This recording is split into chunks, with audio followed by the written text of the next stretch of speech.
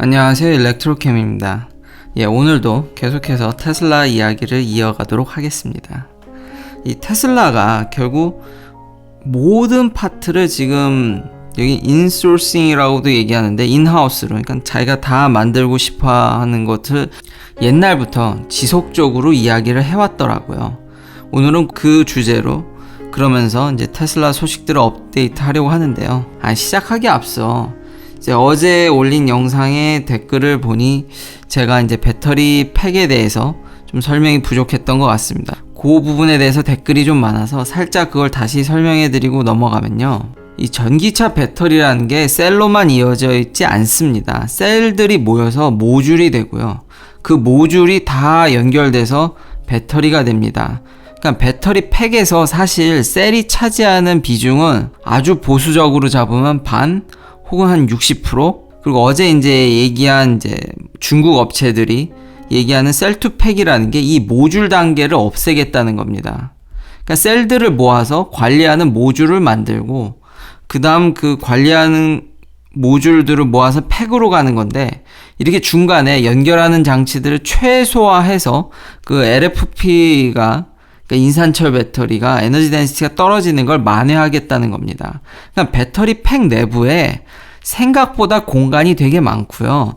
셀이 차지하는 비중이 통상적으로 60%입니다. 이제 셀2팩을 하면 80%까지 끌어올리겠다는 건데, 그러니까 셀 사이즈가 커진다고 해서 모래를 비유하신다든지 이제 빈 공간이 많아지니까 셀 사이즈가 커지면 부피를 그만큼 많이 차지하는 게 아니냐.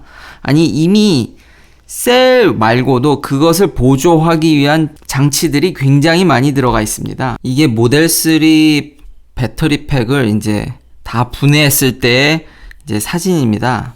보시면 중간에 쿨런트를 흘리기 위해서 이 배터리를 식혀야 되거든요. 그리고 여기 와이어링도 있습니다. 이 셀들을 다 이렇게 이어야 되기 때문에 생각보다 빈 공간이 많습니다. 이런 것들을 다 중간중간에 집어넣어야 되기 때문에요. 테슬라는 이것을 굉장히 지금 촘촘히 그 공간을 최대한으로 쓰려고 하지만 그래도 보통은 60%대입니다. 그렇기 때문에 셀 사이즈가 커지면은 아무래도 이런 관리면에 있어서 이런 것들을 다 덜 수 있기 때문에요. 그 와이어링도 덜 해도 되고요.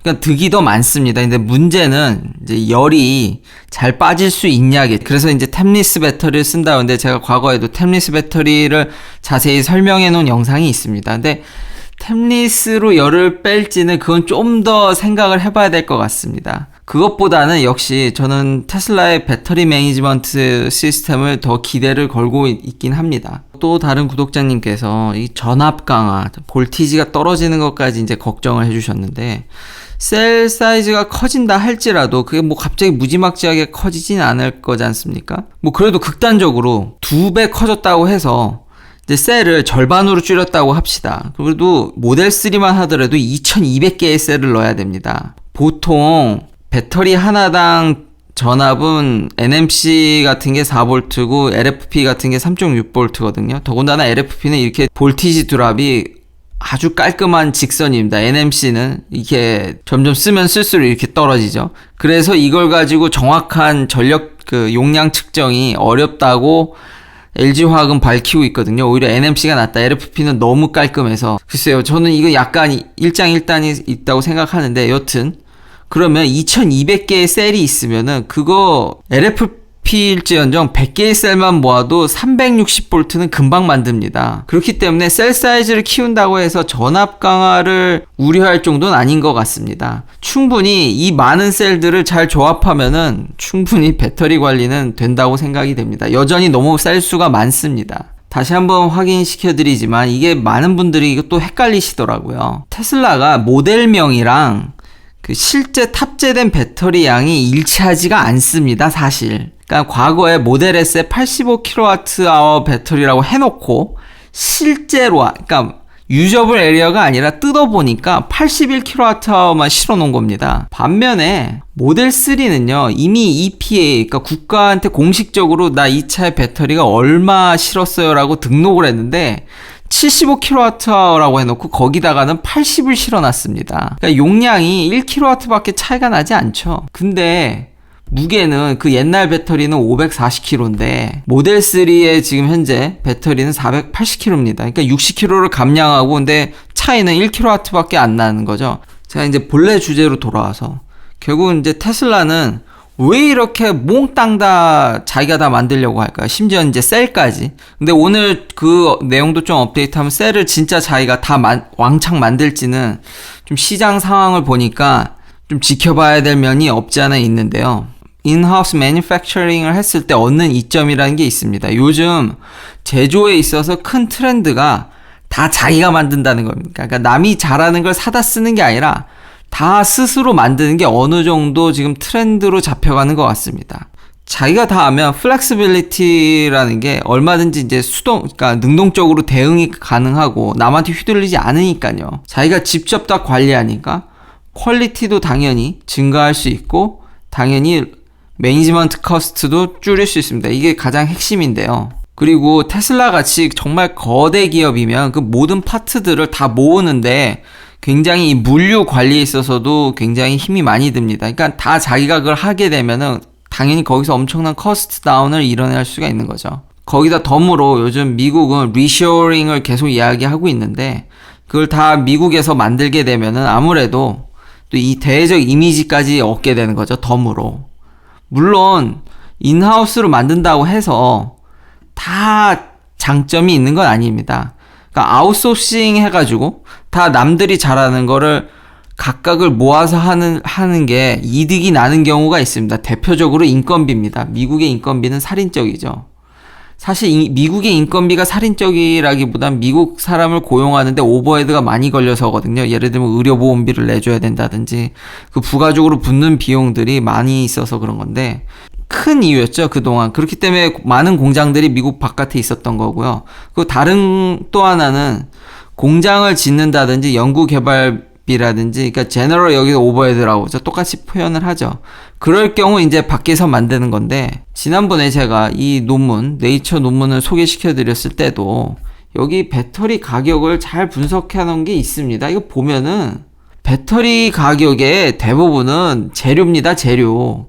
여기 다이렉트 레이버는 10%가 되지 않습니다. 어제 삼성증권 자료에도 보여드렸듯이 대부분 90년대 이후로 바뀐 게 없고 자동화가 굉장히 잘 돼 있기 때문에 그래서 이런 이유로 전 세계에서 현재 이거는 이제 앞으로 세워질 배터리 공장들 계획인데 현재 돌아가고 있는 배터리 공장 중 전 세계에서 가장 큰 공장이 미국에 있습니다. 아이러니하게. 이 인건비가 비싼 나라에서. 거기다가 지금 배터리 데이를 앞두고 지금 캐파를 올렸죠. 40GWh 정도를 이제 매년 생산하는 데다가 지금 테슬라는 원래 계획은 이거 150입니다. 그러니까 계속 증설하라고 얘기하는 거죠. 배터리 업체들은 로드맵을 그나마 그래도 신뢰하는 편이었는데 최근에 LG화학이 물적 분할을 하는 걸 보니까 이것도 플랜이었다라는 생각도 듭니다. 그러니까 당장 공장 질 돈이 없으니까 그런 식으로 자금을 마련해서 이런 공장을 만드는데 재투자를 하려는 것 같습니다. 예, 또한 저 인하우스 이야기와 더불어서 제가 예전에 리튬 아메리카라는 회사도 소개시켜 드렸죠. 그러니까 테슬라가 리튬 광산 산업에도 뛰어든다는 영상도 제가 만들었었죠. 근데 지금 피드먼트 리튬이라고 지금 노스캐롤라이나 쪽에 있는 이제 또 광산하는 회사가 하나 있는데 루머가 테슬라가 이 회사도 지금 관심이 있다라는 이야기가 있습니다. 이게 전에는 관심을 못 받았는데요. 왜냐하면 그때 말씀드린 리튬 아메리카는 지금 그 네바다 그 기가팩토리 1 배터리 팩을 제조하는 공장 근처에 있습니다. 한 200km 미국 기준으로 200-300km는 가까운 거니까요.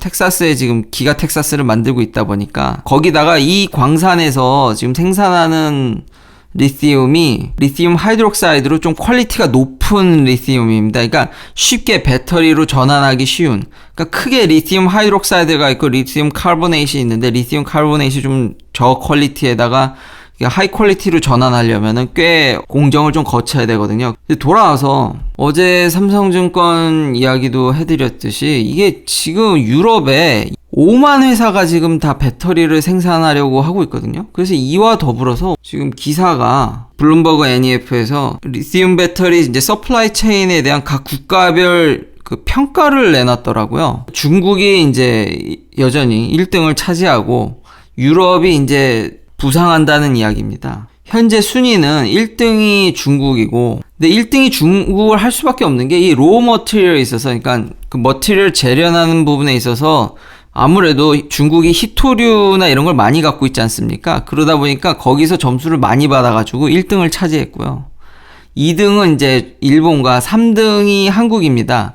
한국과 일본의 차이는 그렇게 크지 않습니다. 근데 이제 좀 벌어진 게 일본 친구들이 좀 더 그런 러 머티리얼, 그 원재료를 많이 더 확보한 거에 있어서 점수를 많이 받아서 2등을 했지만 뭐 대동소이합니다. 디맨드라든지 현재 한국 업체들이 굉장히 많이 여러 전기차 회사들한테 배터리를 공급하고 있기 때문에 그게 높은데요.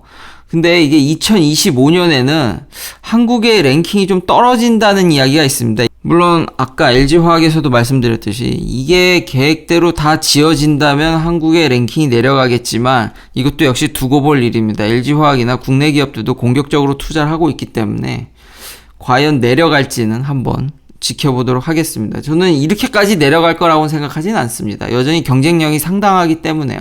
그리고 이렇게 모든 걸 자기가 다 하려다 보니까 정말 이 기술 혁신도 더 빨리빨리 이루는 것 같습니다. 이게 저도 놀랐는데 지금 모델 Y는 모델 3와 달리 지금 캐스팅을 쓰고 있긴 합니다. 근데 다 쓰는 건 아니고요. 설명해 드리자면 테슬라는 이 바디를 한 방에 찍어내길 원합니다. 그래서 전 세계에서 제일 큰 캐스팅 머신을 지금 설치하고 있거든요. 그래서 모델 Y는 요 뒷부분을 한 방에 찍어서 만듭니다. 반면 이제 모델 3는 그걸 이제 70개가 넘는 파트를 용접해서 하죠. 근데 지금 독일 공장제 기가베를린에서는 이제 앞부분도 찍어내겠다는 겁니다. 이렇게 차츰차츰 결국 테슬라 꿈에 이제 다가가고 있는 거죠. 결국 나중에는 정말 차를 이 뼈대를 한 방에 찍어내는 게 금방 달성할지도 모르겠다라는 생각이 들었습니다. 지금 굉장히 아까 말씀드렸듯이 인하우스로 했을 때 퀄리티 컨트롤이나 여러모로 이 득을 보는 면이 많기 때문에 역시 혁신에 있어서도 그런 것들이 다 도움이 되지 않나. 그렇기 때문에 이렇게 빨리 앞부분까지도 이제 찍어낸다는 이야기들이 나오고 있습니다.